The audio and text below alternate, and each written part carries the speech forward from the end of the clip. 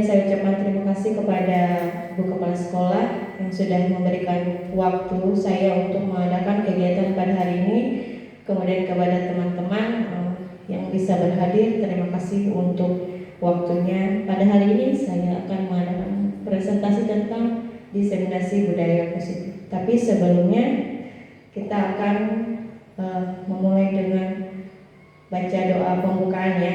Saya minta dengan hormat kepada Bapak Pak Ahmad untuk bisa memimpin doa pada hari ini agar kita mendapatkan keberkahan dari acara yang kita laksanakan pada hari ini. Silakan.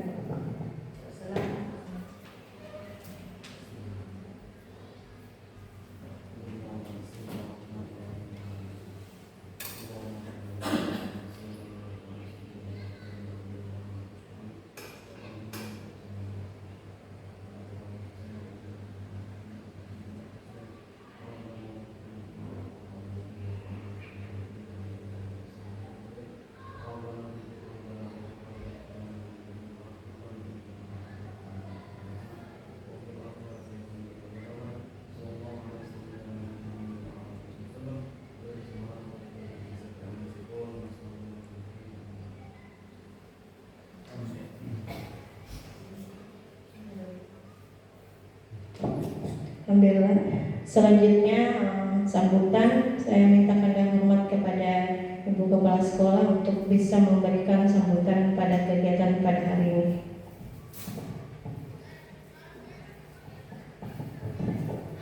Bismillahirrahmanirrahim. Assalamualaikum warahmatullahi wabarakatuh. Bapak Ibu semuanya yang saya hormati, alhamdulillah pada hari ini kita bisa bertemu kembali dalam kegiatan diseminasi budaya positif yang akan disampaikan oleh Ibu Rusmawati SPD selaku CTP. Ini adalah program, salah satu bagian dari program yang akan beliau sampaikan pada komunitas beliau. Tidak lupa kita sampaikan salawat dan salam kepada junjungan kita Nabi besar Muhammad SAW beserta keluarga, sahabat dan pengikut beliau hingga akhir zaman. Alhamdulillah kita sehat semuanya setelah kita melaksanakan kegiatan beberapa hari ini yang sangat menguras tenaga. Mudah-mudahan pada kegiatan diseminasi pada pagi ini semuanya bisa mengambil pembelajaran apa yang disampaikan oleh Ibu Rusmawati SPD. Mudah-mudahan ini bermanfaat bagi pembelajaran kita di sekolah maupun di luar sekolah. Mudah-mudahan bisa kita jadikan sebagai pedoman kita, acuan kita untuk mendisiplinkan kita sendiri dan siswa juga. Nah, saya mohon semuanya mengikuti dengan seksama, dengan penuh perhatian, dengan tertib, supaya yang disampaikan bisa kita pahami bersama-sama. Semoga acara pada hari ini berjalan dengan lancar sesuai dengan keinginan kita semuanya. Terima kasih kepada Ibu Rusmawati karena sudah meluangkan waktu juga untuk mengundang teman-teman mengikuti kegiatan yang sangat bermanfaat dan sangat positif ini. Saya akhiri wabillahi taufiq wal hidayah. Assalamualaikum warahmatullahi wabarakatuh. Terima kasih untuk sambutan dari kepala sekolah kita. Nah, selanjutnya saya akan mengadakan presentasi, tapi sebelumnya kita pemanasan dulu karena kita juga mengadakan ini sebagai bentuk acara kita untuk hadiah 17-an ya, peringatan 17-an, maka kita akan mengadakan ice breaking ular buta.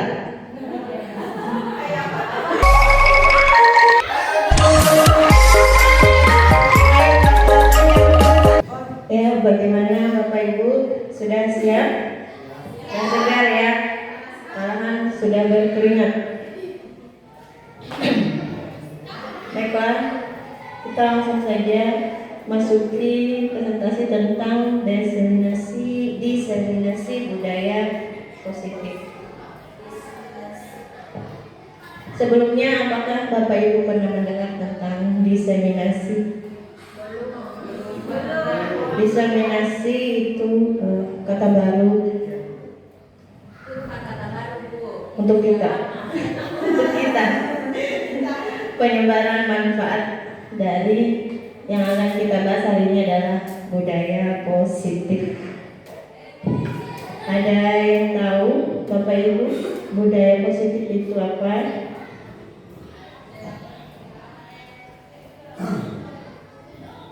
Ini budaya positif.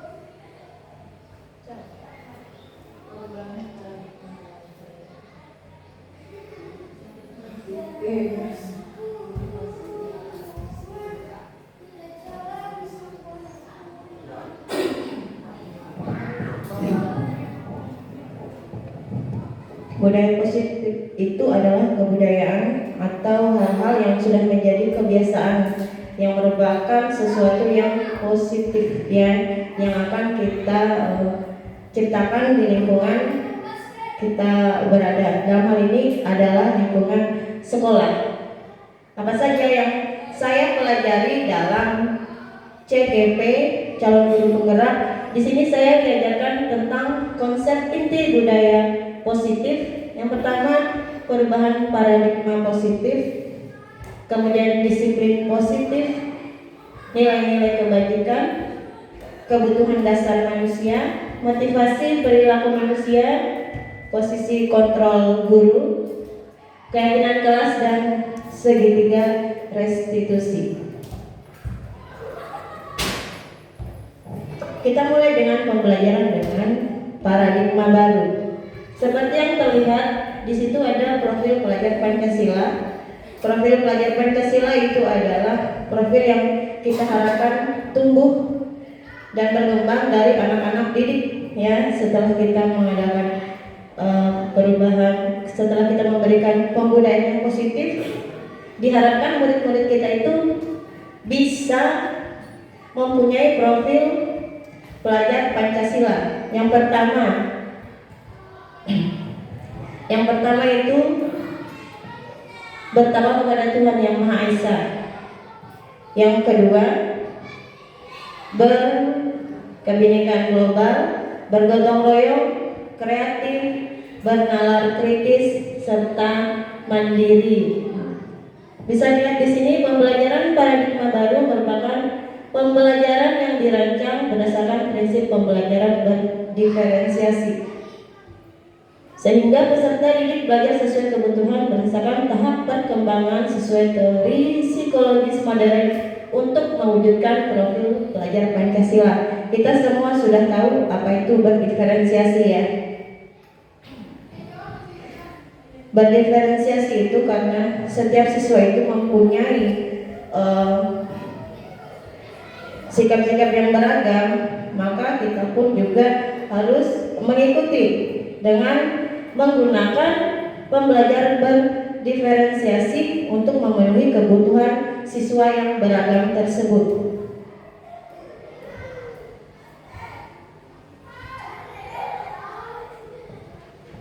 Nah, disinilah kita Bapak Ibu miskonsepsi tentang teori kontrol. Apa itu teori kontrol? Teori kontrol itu adalah kita yang dulu beranggapan bahwa dengan mengontrol siswa kita bisa membuat siswa patuh. Yang pertama, ilustrasi yang pertama, bahwa kritik dan membuat rasa bersalah mampu menguatkan karakter ya.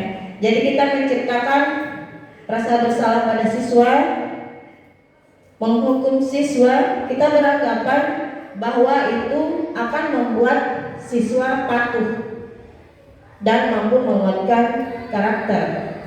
Mungkin itu dulu ya, mungkin dulu kita pernah seperti itu.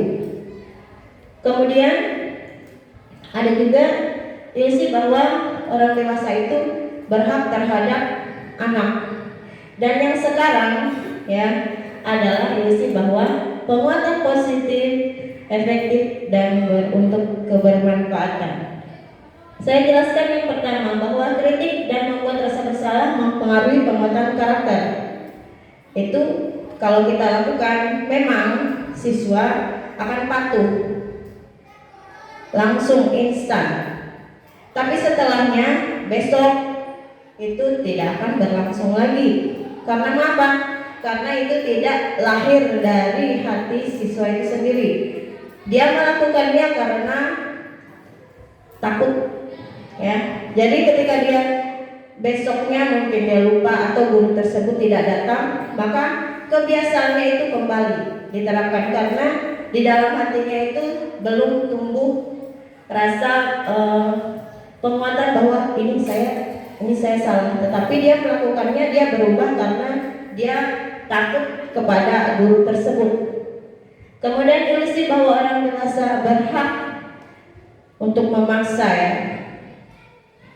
Jadi apapun yang dilakukan guru itu dilakukan dengan intonasi yang suara yang keras, seakan-akan memaksa siswa untuk melakukan apa yang dikatakan oleh guru. Dan itu pun juga membuat siswa merasa tertekan dan akhirnya melaksanakan apa yang dikatakan oleh guru tersebut. Tetapi kembali lagi, karena ini sifatnya paksaan, maka itu tidak membuat siswa menjadi berubah untuk berikutnya, tetapi hanya untuk pada saat itu, karena siswa merasa takut, ya. Kemudian penguatan positif, efektif dan bermanfaat. Nah, ini yang diterapkan di kurikulum Merdeka. Bagaimana kita bisa menyentuh hati siswa, memahami siswa, memaknai kebutuhannya. Dari situ siswa akan belajar dengan sendirinya. Dia akan sadar dari dalam dirinya, bukan karena tekanan, dan karena hal itu maka akan membuat prestasi siswa menjadi lebih baik karena ini menjadi berkesinambungan karena siswa melakukannya dengan kesadarannya sendiri.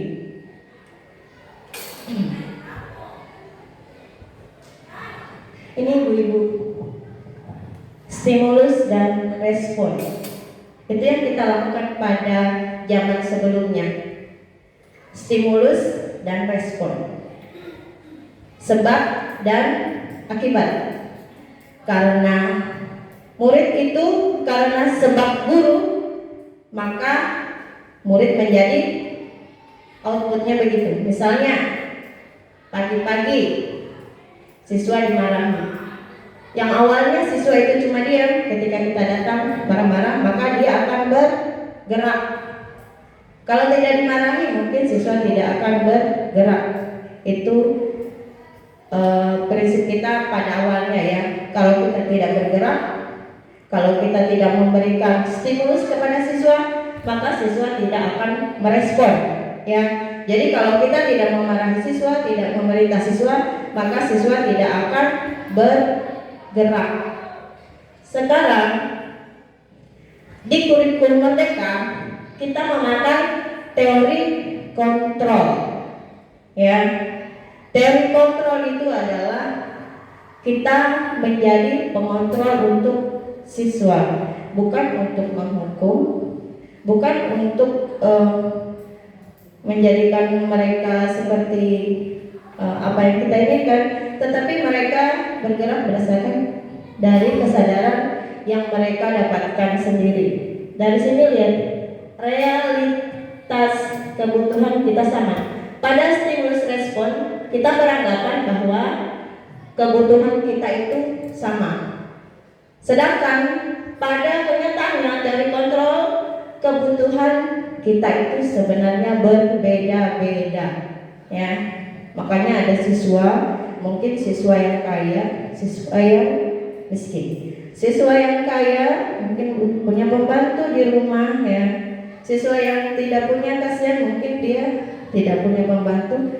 Jadi yang punya pembantu mungkin bisa memberi makan setiap pagi, sedangkan yang tidak ibunya terlalu sibuk, anaknya banyak, jadi tidak bisa memberikan sarapan kepada anaknya. Akhirnya apa yang terjadi? Nih, karena kita menganggap dari teori kontrol, kita mungkin akan memberikan kebijaksanaannya dengan sedikit mengatur. Sedangkan pada stimulus respon, kita tidak akan beranggapan seperti itu.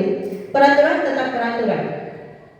Mau kamu begini, mau kamu begitu, tetap berlangsung peraturan yang seperti itu dan sanksi yang sudah ditetapkan. Kemudian yang kedua, semua orang melihat hal yang sama.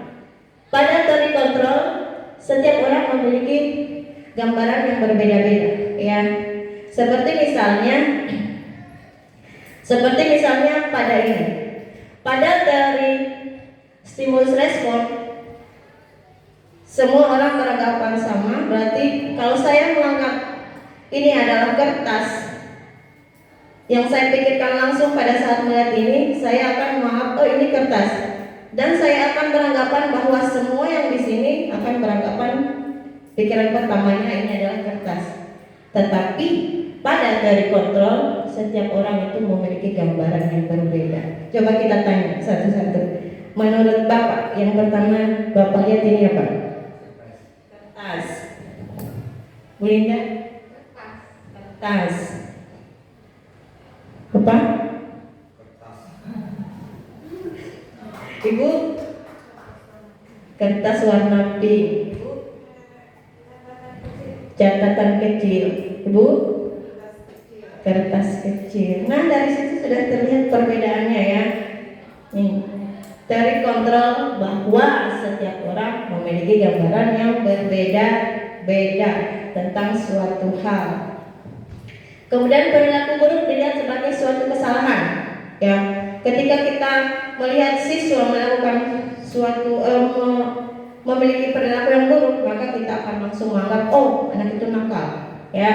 Sedangkan pada teori kontrol bahwa semua perilaku memiliki tujuan. Maksudnya apa? Ketika siswa tersebut misalnya tidur di dalam kelas, ya, kan kita oh itu siswa nakal, tidak memperhatikan. Pada teori kontrol itu kita cari siswanya ini kenapa tidur. Nah di situ kita mungkin pembelajaran kita kurang menarik, ya. Mungkin ada faktor-faktor lain. Jadi tidak serta-merta kita memberikan judge bahwa anak itu adalah anak yang nakal.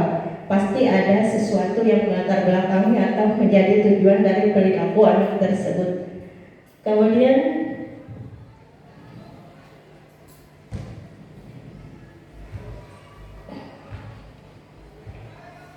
orang lain bisa mengontrol saya.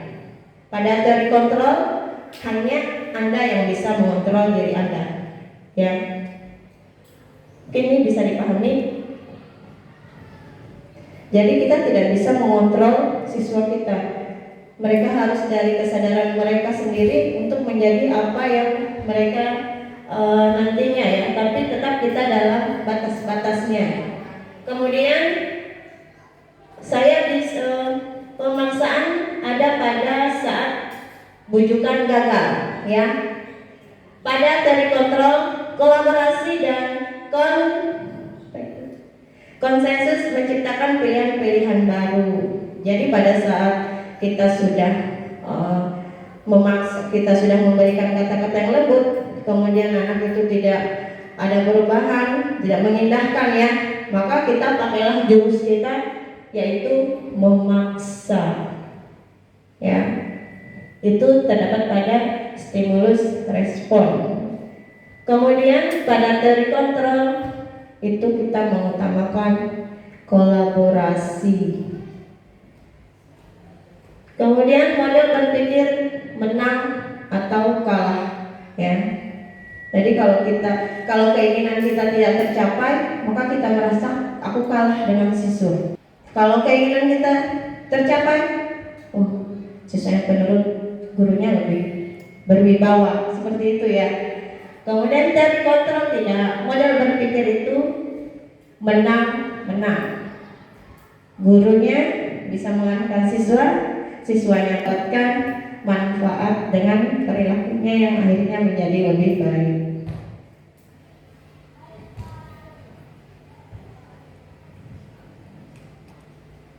Ini disiplin positif. Disiplin positif merupakan salah satu cara penerapan disiplin yang bertujuan untuk menumbuhkan kesadaran serta memberdayakan peserta didik tanpa imbalan, penghargaan atau reward, ancaman atau hukuman. Sebagai pendidik, tujuan kita adalah menciptakan peserta didik yang memiliki disiplin diri sehingga mereka berperilaku mengacu kepada nilai-nilai kebajikan universal dan memiliki motivasi intrinsik dan perubahan perilaku ke arah yang lebih baik. Ini disiplin positif. Ini berasal dari dalam diri siswa ya. Tujuannya itu menumbuhkan kesadaran dari mereka sendiri, bukan karena ancaman atau karena diberikan iming-iming hadiah. Soalnya kita sudah bilang, kalau kamu tidak datang tepat waktu, maka ada hukumannya. Itu namanya ada hukumannya ya. Kemudian reward misalnya, siapa besok yang lebih awal datang akan mendapatkan ini. Nah, terlepas dari itu, apabila kita melaksanakan disiplin positif, hukuman ataupun reward itu tidak akan menjadi masalah lagi bagi siswa, karena mereka melaksanakannya dengan hati sesuai dengan hati nurani mereka ya. Motivasinya itu berada dalam diri siswa itu sendiri, berada dalam diri siswa, tidak berdasarkan dari pengaruh-pengaruh dari luar.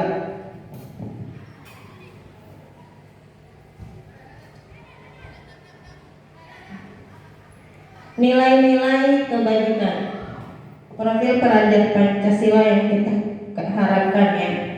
Kemudian PYP atau Ibu. Kemudian 9 pilar karakter.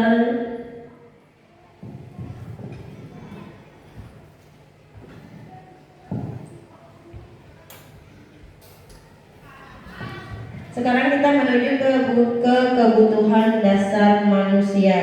Kebutuhan manusia adalah segala sesuatu yang dibutuhkan oleh manusia untuk mempertahankan keseimbangan kondisi fisiologi dan psikologis yang bertujuan untuk mempertahankan kehidupan dan kesehatan. Ini juga diperlukan Bapak Ibu. Mungkin siswa-siswa kita ini mempunyai kebutuhan-kebutuhan yang tidak didapatkannya dari luar. Kemudian itu diimplementasikannya dalam dia berperilaku di sekolah. Misalnya pada anak-anak yang tidak begitu mendapat perhatian dari ayah dan ibunya ya. Pada CGP kemarin kami diajarkan untuk mengetahui kebutuhan apa sih yang diperlukan oleh anak-anak ini sehingga mereka kelihatannya sifat-sifatnya itu kayak membangkang keluar dari anak-anak yang semestinya. Kita harus mengetahui dulu kebutuhan apa sih yang kurang, yang tidak terpenuhi. Nah, di sini ada 5 kebutuhan dasar. Kebutuhan yang pertama itu kasih sayang dan rasa diterima. Apabila anak-anak itu kurang kasih sayang, akan diacuhkan, maka itu akan tergambar dari sikapnya ya. Kemudian kebutuhan bertahan hidup. Kebutuhan bertahan hidup ini bersangkutan dengan materi ya. Mungkin anak-anak yang tidak mampu akhirnya dia meminta uang kepada teman-temannya. Kebutuhan apa yang tidak terpenuhi? Kebutuhan bertahan hidup. Kemudian kebutuhan kebebasan. Kebutuhan kebebasan ini bisa kita kaitkan dengan misalnya dalam belajar. Karena siswa itu mempunyai perbedaan ya karakter. Mungkin apa yang kita berikan itu tidak sesuai dengan apa yang dia harapkan. Dia ingin bebas. Dia ingin misalnya kita dalam terdiferensiasi itu dia anaknya suka menggambar, ya. Dia tidak mendapatkan kebutuhan itu, kebebasan untuk mendapatkan ilmu dengan caranya, karena gurunya mungkin selalu ceramah. Jadi siswa yang suka menggambar ini dia tidak terpenuhi kebutuhan hidupnya, itu kebebasan dalam mengekspresikan dirinya. Kemudian penguasaan, ada anak-anak yang sok jagoan ke teman-temannya, itu dia ingin mendapatkan kekuasaannya. Jadi dari itu kita bisa memberikan anak itu misalnya jadi pemimpin, karena dia kebutuhan dasar yang tidak terpenuhi oleh dirinya adalah kebutuhan penguasaan. Jadi mungkin kita bisa memberikan anak-anak tersebut kepercayaan untuk misalnya menjadi pemimpin, misalnya untuk menjadi bagian-bagian dari sekolah di dalam kelas, dalam struktur organisasi, mungkin begitu. Kemudian kesenangan, kebutuhan kesenangannya tidak terpenuhi. Dalam belajar pun kita bisa memberikan kesenangan kepada siswa. Misalnya tadi kita tidak usah melulu dengan memberikan materi, kita bisa saja memberikan ice breaking pada saat anak-anak sudah terlihat mengantuk, ya. Jadi kita sisipkan sedikit ice breaking, ya. Jadi kita tidak usah menjadikan patokan ini harus terpenuhi dalam semester ini.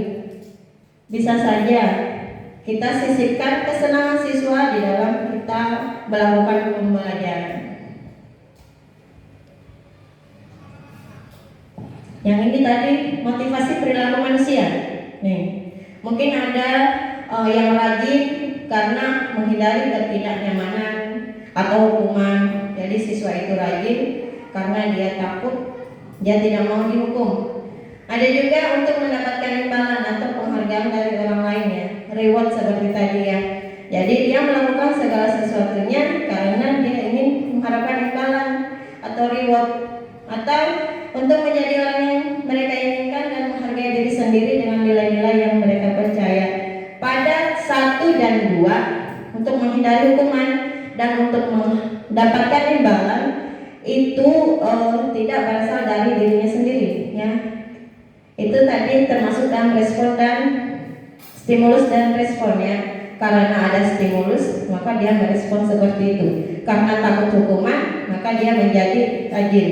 Karena akan ada hadiah maka dia menjadi rajin. Dan ketika hukumannya tidak ada, hadiahnya tidak ada, maka dia akan kembali ke sifat dasarnya.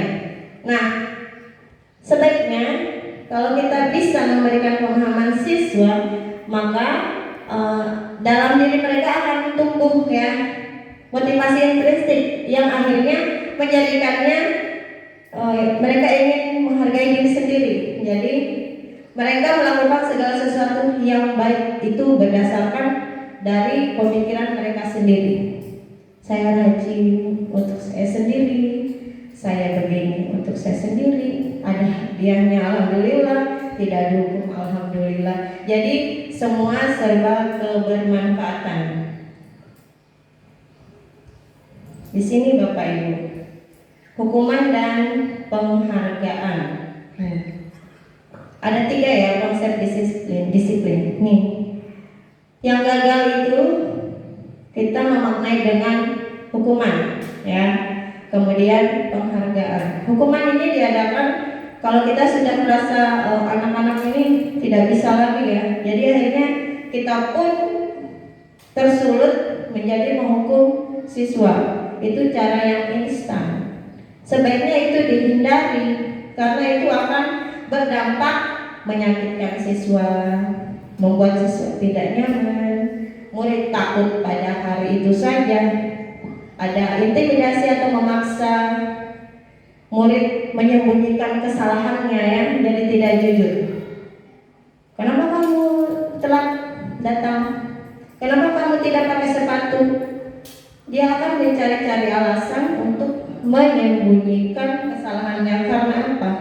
Karena takut dihukum.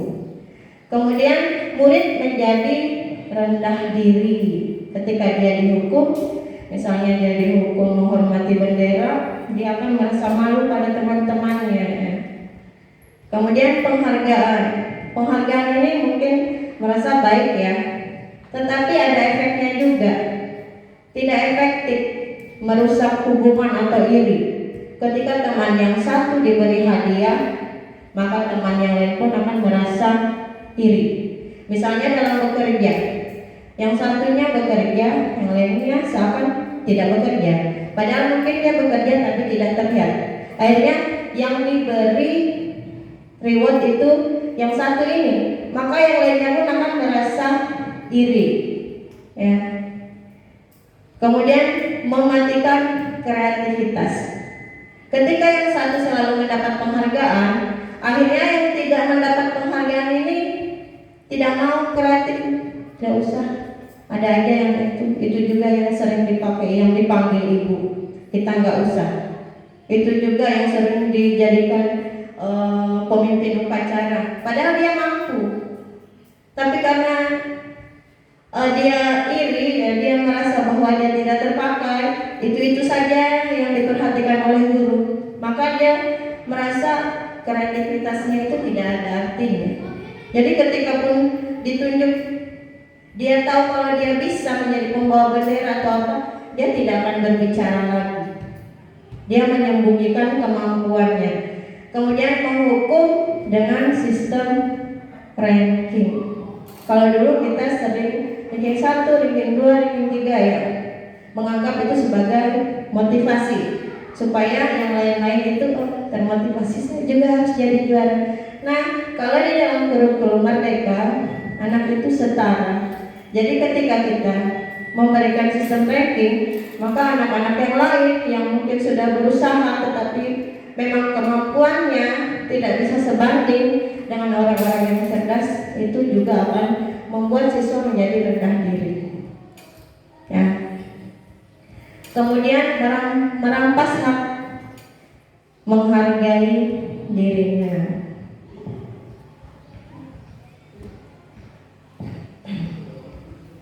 Konsep disiplin dengan identitas sukses. Konsekuensi dan restitusi. Konsekuensi, bentuk konsekuensi itu adalah bentuk pertanggungjawaban siswa terhadap perilakunya. Nih. Misalnya, ketika siswa tidak ikut upacara misalnya, kemudian kita berikan konsekuensinya apa? Kamu mencatat 10 halaman, saya akan ikut upacara. Misalnya begitu ya, itu namanya konsekuensi. Tapi misalnya siswa mencoret-coret dinding, maka konsekuensinya apa? Tolong dihapus itu. Bagaimana caranya? Mau kamu cat, mau kamu apakan, pokoknya itu harus hilang. Itu namanya konsekuensi. Penguatan jangka pendek ya, hanya terlaksana pada hari itu. Perlu monitoring berkelanjutan, stimulus respon tadi, sebab dan akibat. Kemudian murid cuma karena menghormati peraturan. Kemudian kehilangan waktu untuk merenungi kesalahannya, karena ketika dia diberikan konsekuensi, dia mengerjakan tetapi sambil menggerunung, ya marah-marah. Mungkin nanti ada kata-kata apa, akhirnya gurunya diingat, oh ibu ini saya ingatkan, mungkin gitu ya. Dan sekarang di kurikulum Merdeka ada konsep disiplin yang namanya restitusi, segitiga restitusi.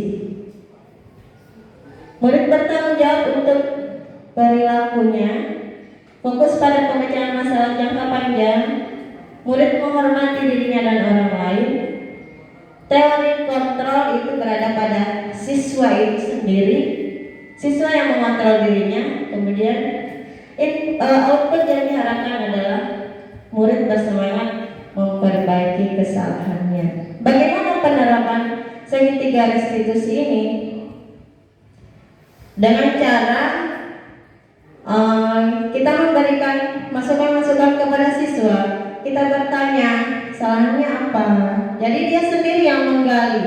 Saya salah ini Bu, kenapa kamu melakukan itu misalnya ya. Kamu terlambat ya? Iya Bu, terlambat. Kenapa kamu terlambat? Saya main HP Bu sampai malam. Oh, kamu tahu itu akibatnya apa? Tahu Bu, ayo apa akibatnya? Jadi siswa kemudian ke sendiri, saya jadi susah tidur Bu, saya kasihkan HP Bu. Nah sekarang kan tahu, berarti apa yang harus kamu lakukan supaya kamu bisa tidur lebih awal? Siswa kan berpikir lagi, oh baik Bu, saya tidak akan main HP lagi dari jam segini. Saya akan cepat tidur Bu, saya akan meminta ibu saya untuk membangunkan saya. Nah dari situ siswa sendiri yang memberikan ide apa yang akan dia lakukan ke depannya. Nah dari situ kemudian dapat terlihat bahwa siswa itu bisa mengontrol dirinya sendiri. Kita katakan lagi, berarti besok kamu kalau terlambat bagaimana? Nah ya Bu, kalau besok saya terlambat lagi, saya akan ini ya. Ya itu ya. Berarti besoknya kita lihat anak itu terlambat atau tidak.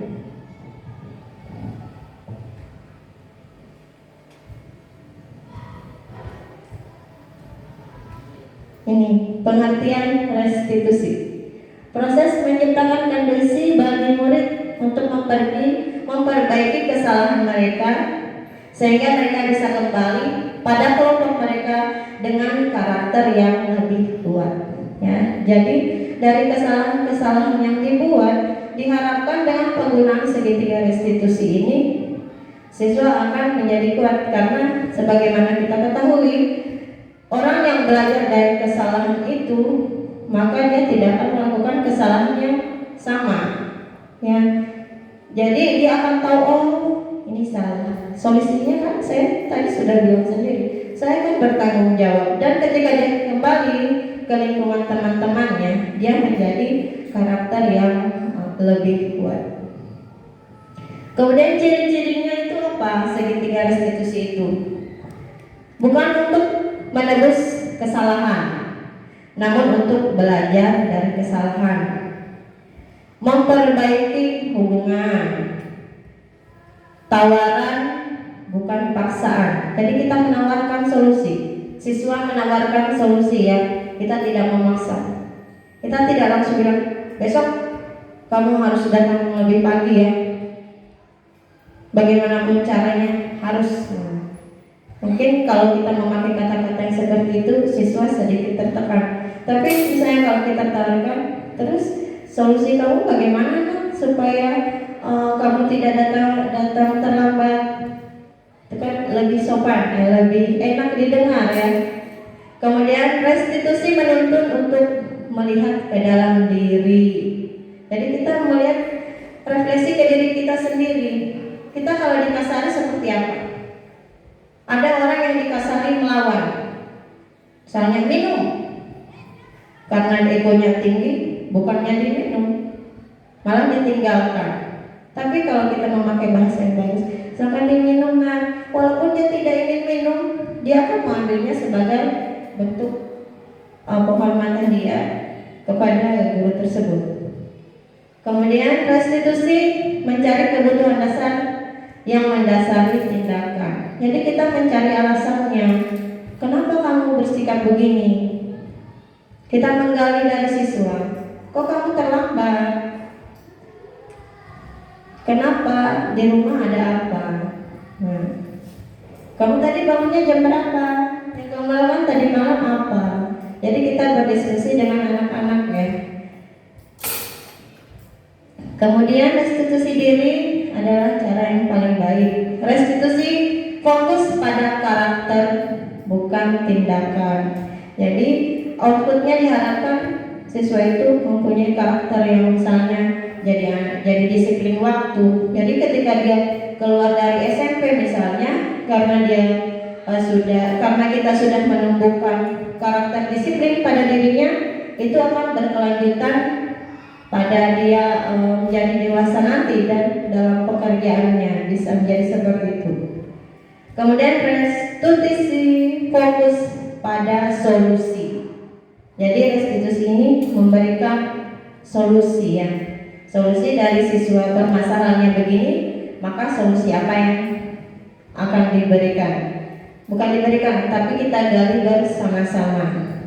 Kemudian restitusi mengembalikan murid yang berbuat salah pada kelompoknya dengan karakter yang lebih baik. Jadi ketika selesai proses restitusi, anak itu akan kembali ke teman-temannya tanpa teman-temannya menganggap dia adalah anak yang berbeda, misalnya anak yang nakal ya, karena tidak dimarahi di depan umum. Jadi ketika dia berkumpul kembali dengan teman-temannya, dia tidak merasa minder, dia tidak merasa malu, dia tidak kita meneriaki siswa, maka mungkin siswa akan merasa malu lihat ke temannya, aduh aku dihukum lagi. Tapi pada restitusi pemanggilan, kita nasihati tanpa dilihat oleh teman-temannya, jadi dia mencari solusinya sendiri. Ketika dia keluar, dia tidak merasa malu dengan teman-temannya, karena teman-temannya tidak sadar kalau dia melakukan kesalahan.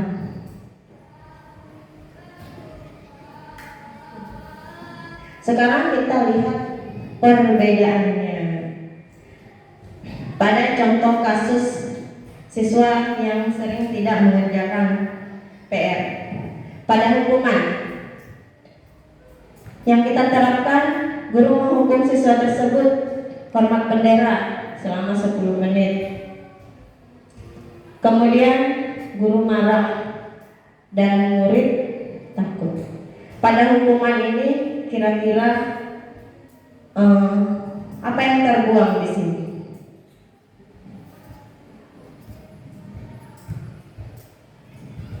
Apa yang terbuang di sini dari kita, Bapak Ibu, ketika kita menghukum siswa? Ketika hari kita diawali dengan marah-marah, maka berikut-berikutnya pun kita marah-marah terus, ya. Kemudian waktu 10 menit itu waktu yang panjang. Jadi siswa tidak belajar selama 10 menit itu. Jangan dikira siswa akan sedih. Mungkin ada juga sebagian siswa yang senang kalau tidak belajar, jadi ketawa-ketawa aja.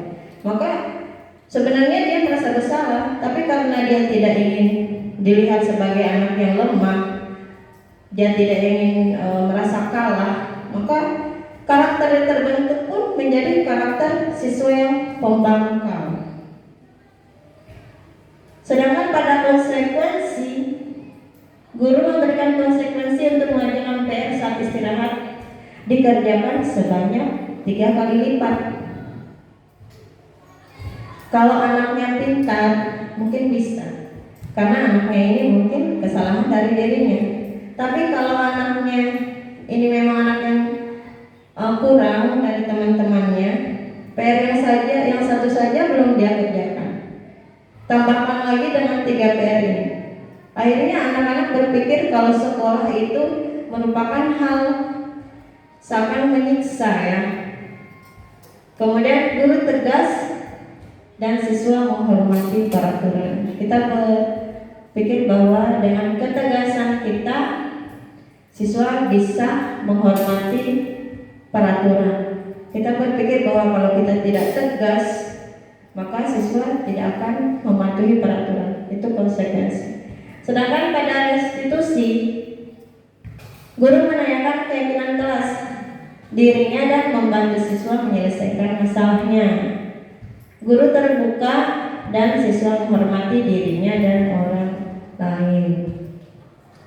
Jadi di dalam satu kelas diharapkan kita membuat sebuah keyakinan kelas terlebih dahulu, Bapak Ibu. Kita berdiskusi dulu dengan anak-anak. Anak-anak, kalian ingin kelas yang seperti apa? Kelas impian kalian misalnya. Saya ingin kelasnya yang bersih, Bu. Oke, nanti kita ingin kebersihan ya. Apalagi saya ingin supaya tidak bukan saya saja yang menyapu, Bu. Saya sendiri yang menyapu. Saya mau semuanya ikut menyapu. Berarti itu berkolaborasi. Kemudian itu ditandatangani oleh siswa dan menjadi acuan merestitusi anak-anak. Jadi ketika anak-anak terlambat, kita mengingatkan kembali. Kamu ingat keyakinan kelas apa yang kamu langgar? Iya Bu, apa? Disiplin Bu. Mereka akan merasa karena keyakinan kelas itu dibuat oleh siswa, maka sebisa mungkin akan dilaksanakan oleh siswa itu sendiri. 5 posisi kontrol pada restitusi. Ini. Yang pertama, ada guru yang mengontrol siswa dengan cara menghukum. Dia merasa kalau dia menghukum maka dia bisa mengontrol siswa tersebut. Kemudian membuat rasa bersalah. Jadi ini menumbuhkan rasa bersalah pada siswa. Dia berharap dengan menumbuhkan rasa bersalah pada siswa, siswa akan mematuhi peraturan. Ini sifatnya lebih ke emosional. Kamu terlambat lagi. Hari ini ibu yang piket loh. Kalau kamu terlambat terus, apa kamu tega kalau ibu dihukum lagi? Jadi dalam hati, duh kasihannya ibu. Nah itu membuat rasa bersalah. Kemudian posisi kontrol sebagai teman. Jadi kita merasa bahwa kalau kita menjadi teman untuk siswa, kita bisa mengontrol anak tersebut. Ya, dengan kita selalu bersama anak-anak, maka anak-anak itu akan bisa kita kontrol. Itu pendapat saya dulu ya. Ternyata menjadi teman untuk anak-anak itu pun tidak baik, karena anak-anak itu akhirnya menjadi seenaknya pada guru ya. Dia memperlakukan kita layaknya teman, mau diapakan pokoknya teman, sehingga rasa penghormatannya itu hilang. Bukan hilang tetapi sedikit ya, karena dia merasa kita adalah temannya. Kemudian pemantau. Pemantau ini adalah menjadikan peraturan sebagai dasar dalam mengontrol siswa. Pokoknya kalau tidak sesuai peraturan tidak ada alasan. Harus mau apa, mau ada yang meninggal atau apa, tidak boleh, harus sesuai dengan peraturan. Kemudian posisi manajer. Manajer kita sering lihat di TV-TV. Manajer itu artinya mengatur. Inilah yang diharapkan pada kurikulum Merdeka. Posisi kita sebagai manajer bagi siswa kita ya.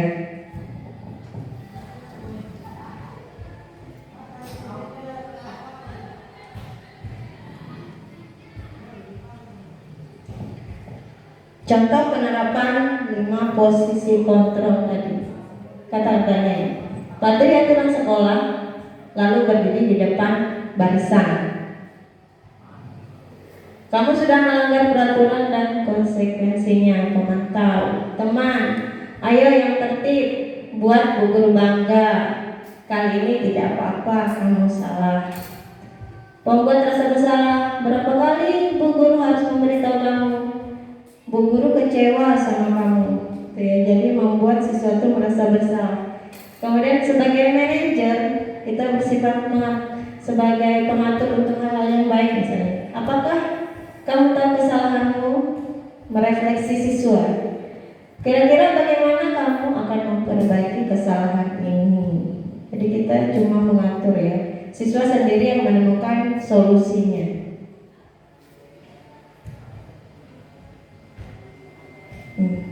Ini bentuk keyakinan kelas. Tadi sudah dijelaskan. Bagaimana pembentukan keyakinan kelas? Kalau dalam peraturan kelas itu selalu ada misalnya kata untuk kata kebersihan, jangan membuang sampah sembarangan ya. Itu kalimat negatif, ada kata jangan. Pada keyakinan kelas kita mengambil intinya saja. Kalau misalnya ada kata jangan membuang sampah sembarangan, berarti itu berhubungan dengan apa Bapak Ibu? Berhubungan dengan kebersihan. Berarti itu yang kita ambil, kebersihan.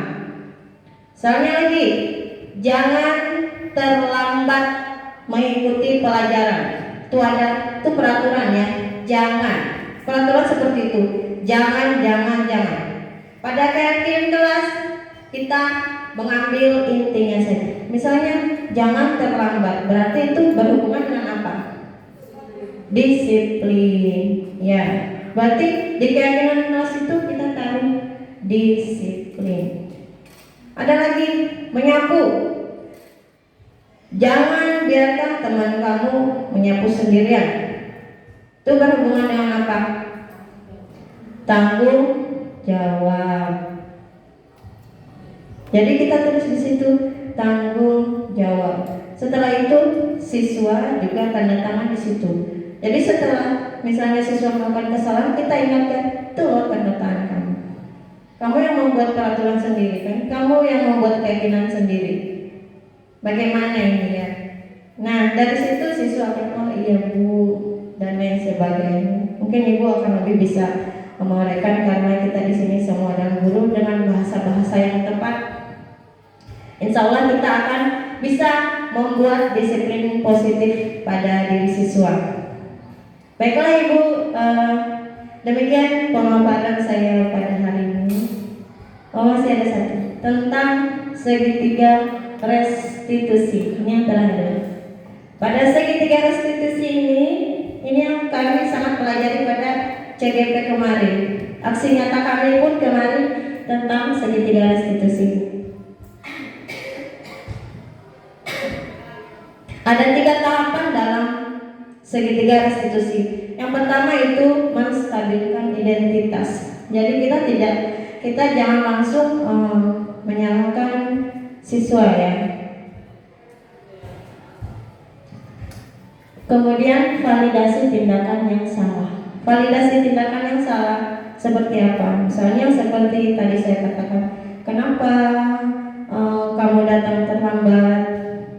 Saya main HP Bu sampai tadi malam. Jadi kita jangan merespon dan mengatakan, kenapa kamu main? Kita kembalikan ke diri dia. Kamu tahu nggak kalau main HP itu apa akibatnya nanti? Nah dari situ mereka akan belajar ya. Kemudian setelah itu kita sangkutkan dengan keyakinan kelas yang sudah kita buat. Ya. Dari keyakinan kelas yang sudah kamu tandatangani, coba lihat keyakinan kelas apa yang kamu langgar. Disiplin Bu.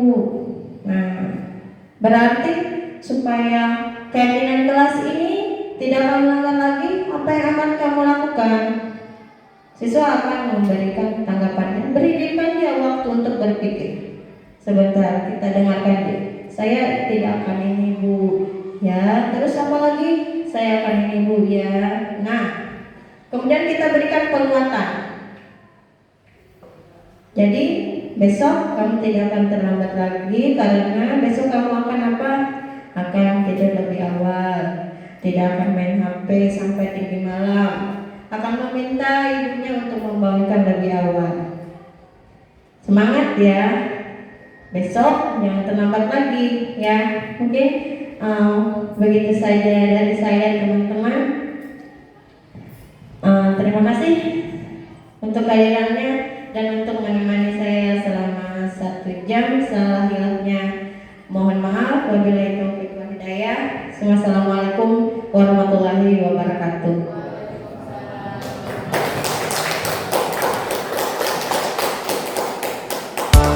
Depan ikan berenang, duduk yang rapi. Assalamualaikum warahmatullahi wabarakatuh.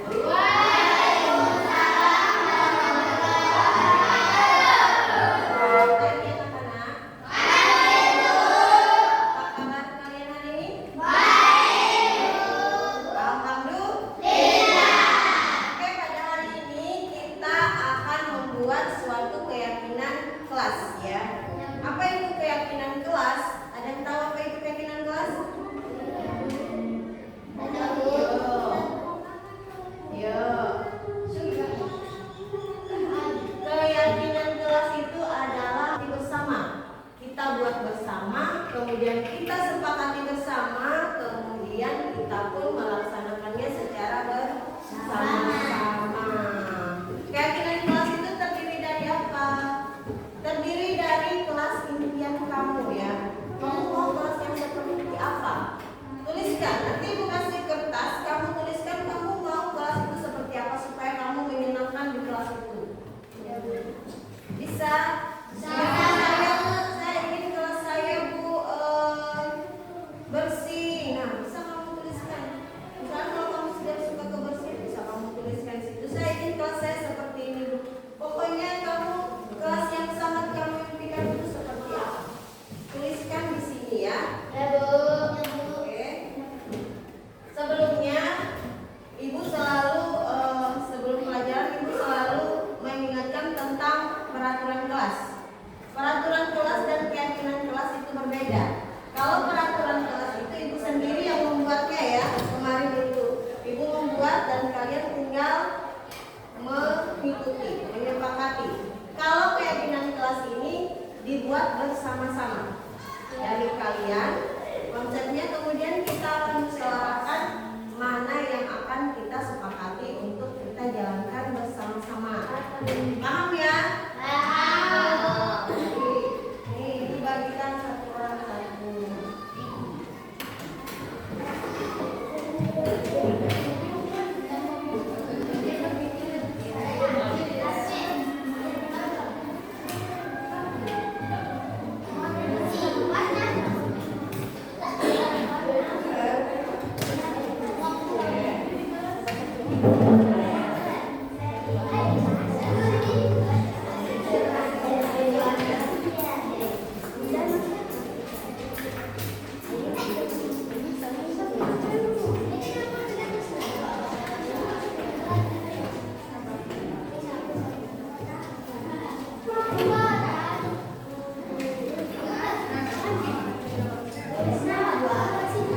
Nggak usah.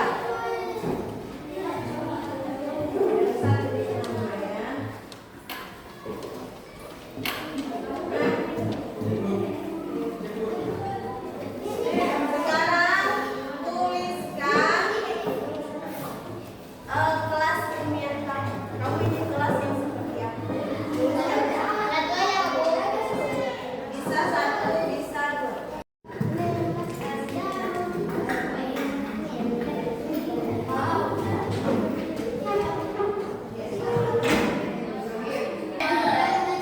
Sudah selesai.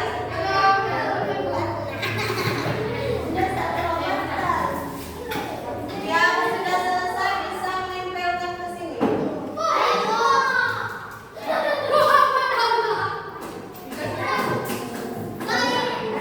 Tidak usah dikasih nama ya.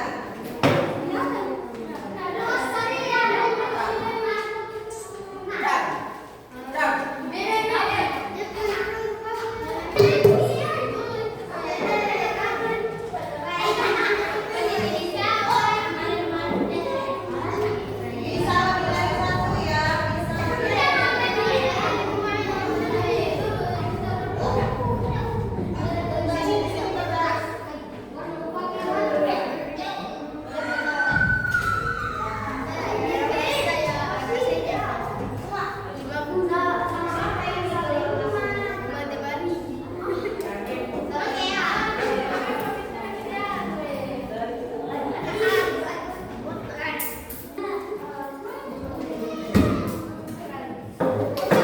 Oke, sekarang perhatikan ini kamu semua sudah menempel di sini ya. Sesuai perasaan kamu ya.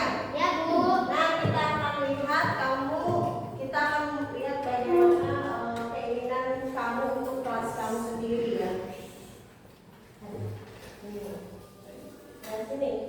Saya ingin kelas saya bersih. Berarti ini berhubungan dengan kebersihan. Kita taruh di sini. Kebersihan satu. Saya ingin teman-teman yang selalu aktif. Berarti itu apa? Aktifnya apa? Rajin gitu ya? Ya berarti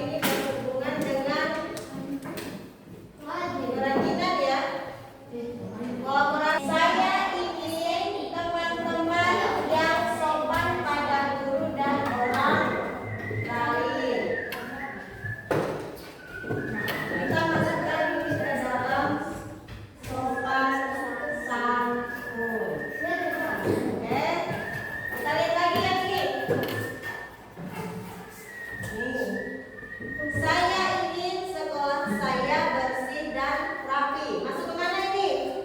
Bersih. Karena ya berarti sudah 2 orang yang ingin kelasnya bersih. Yang ini lagi. Saya bersih. Masuk di mana? Kebersihan. Ada lagi tambahannya. Saya ingin kelas yang estetik atau cantik. Gimana itu? Masih ada kan itu? Berarti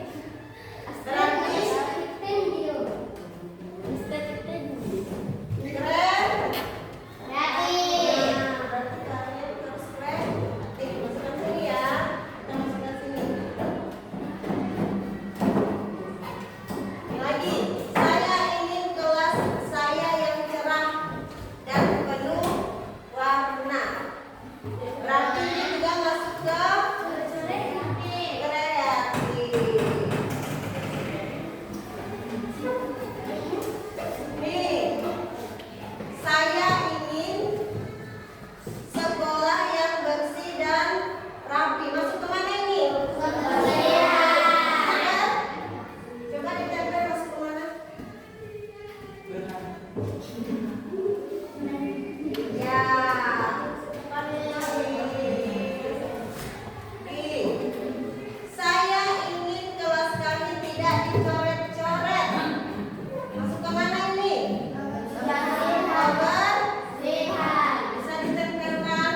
Masuk ke mana ini? Oke. Nih, tidak boleh membawa makanan ke dalam kelas. Berarti masuk ke mana kalau tidak boleh membawa makanan ke dalam kelas? Kebersihan juga masuk juga ke dalam sopan santun. Saya tidak boleh mengejek temannya. Kalau tidak boleh mengejek temannya masuk ke mana? Sopan santun. Ini siapa yang menempel? Ya.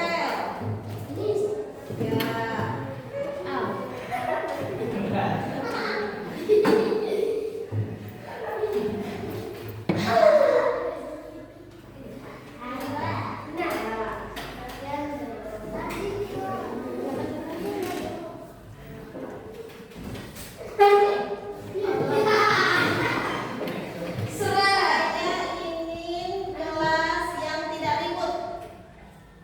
Saya ingin kelas yang rapi. Berarti masuk ke sini ya. Nah, peduli berarti ini. Kita taruh di mana ini?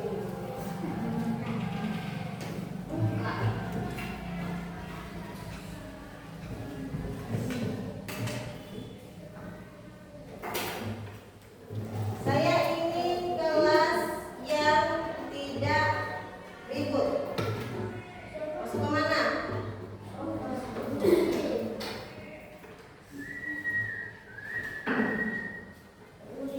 Peduli. Sopan santun mungkin ya. Siapa yang ingin menempel ini?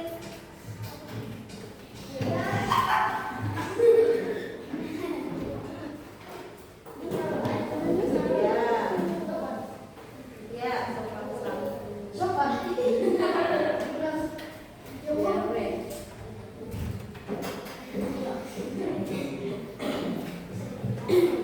Saya ingin kelas yang bersih. Saya ingin kelas yang tidak ribut. Masuk ke mana ini? Kebersihan. Kita mau menempel.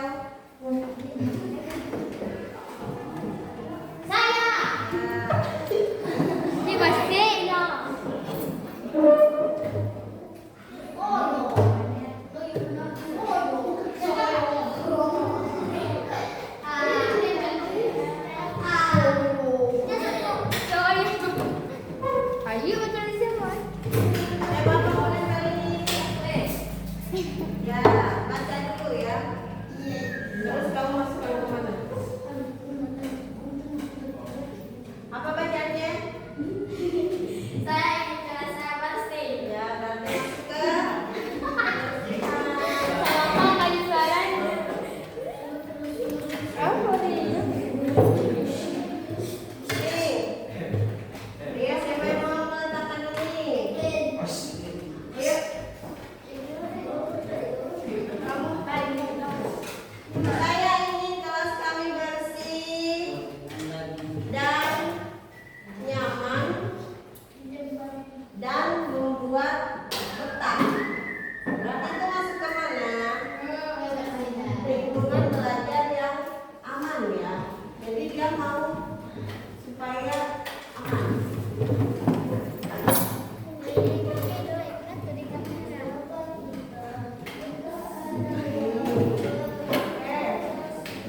Saya ingin kelas saya selalu bersih. Ini masuk kemana?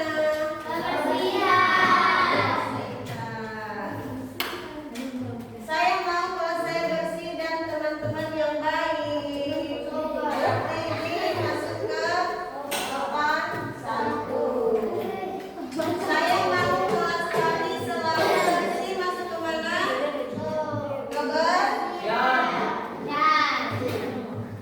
Ayo coba dengarkan supaya bisa tahu ya. Dengarkan. Saya ingin kelas kami menjadi banyak bunganya. Berarti itu harus apa tadi? Ya, harus keren. Saya mau kelas yang tidak ada siswa yang masuk memakai sepatu. Masuk kemana ini? Jawaban?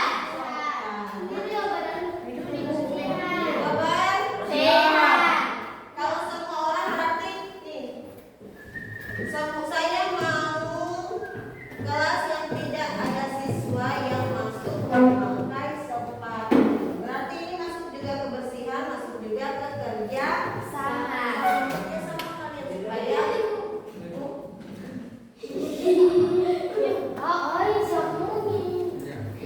saya ingin terlihat bersih dan rapi dan tidak ribut pada saat guru masuk kelas. Berarti masuk ke saya ingin kelas kami bersih dan rapi. Masuk kemana? Bersihan. Ingin bersih ya. Saya ingin kelas saya bersih. Saya ingin kelas saya tidak ribut. Kemana? Lingkungan belajar yang aman. Ya, tidak ribut ya, berarti dia mau yang aman. Saya ingin kelas saya bersih dan siswanya bersih-bersih.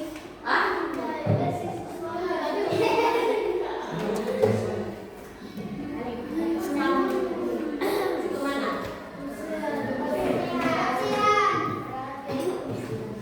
Masuk kemana? Saya ingin kelas saya bersih dan semua siswanya bersih-bersih ya.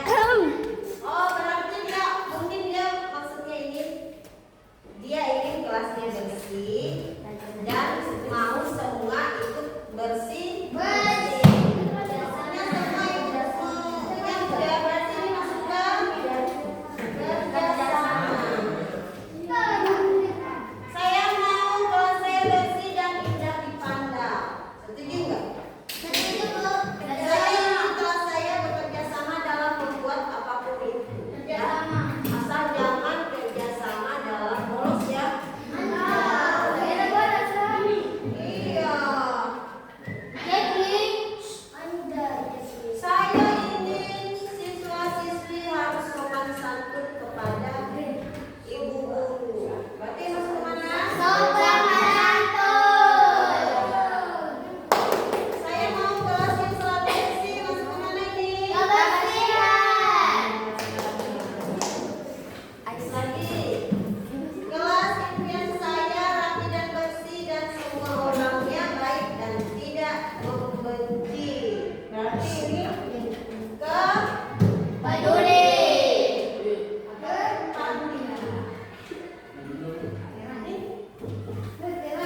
saya mau kelas yang siswanya baik supaya saya tidak dibully lagi dan siswanya baik. Berarti ini masuk ke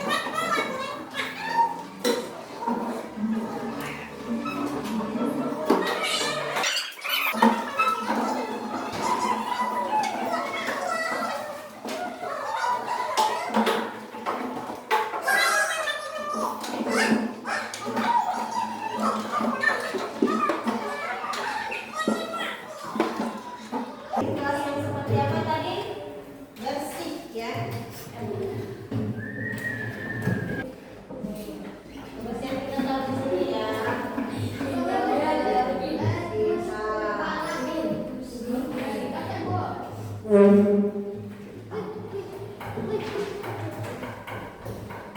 kelas yang apa lagi? Ya, sama.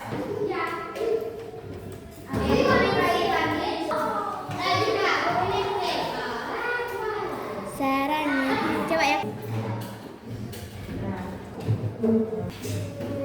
Nah, ini kelas yang kamu inginkan. Kamu ingin kelas yang bersih, punya kerjasama yang kuat, siswanya sopan santun, kreatif, peduli, dan terciptalah lingkungan belajar yang aman. Setuju tidak? Sebagai pemberitahuan kesepakatan kelas ini kita buat bersama-sama dan kita sepakati bersama-sama, dan nanti kita akan laksanakan secara bersama-sama, ya. Berarti kita harus tanda tangan, ya.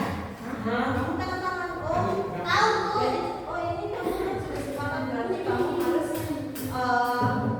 melaksanakan apa yang sudah menjadi keyakinan kamu, ya. Mulai dari sini. Ini. Tanda tangan di sini, ya. Kasih namanya, terus tanda tangan di bawah. Iya. Namanya di bawah.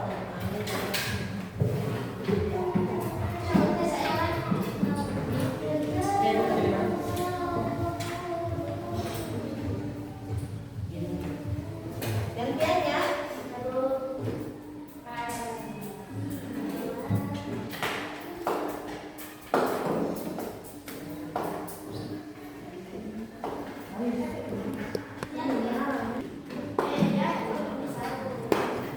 Oke.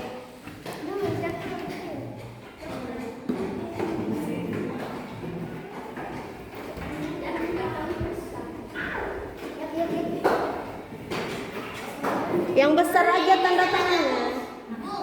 Tanda tangannya yang besar aja, jangan terlalu kecil.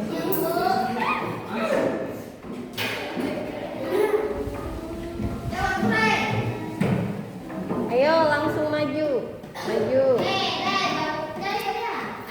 Ya. Pulpen kamu aja dipakai, mungkin tuh pulpennya kurang terang. Kamu sudah?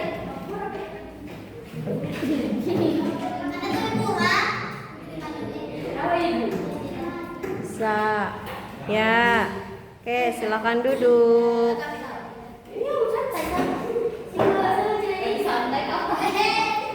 Oke.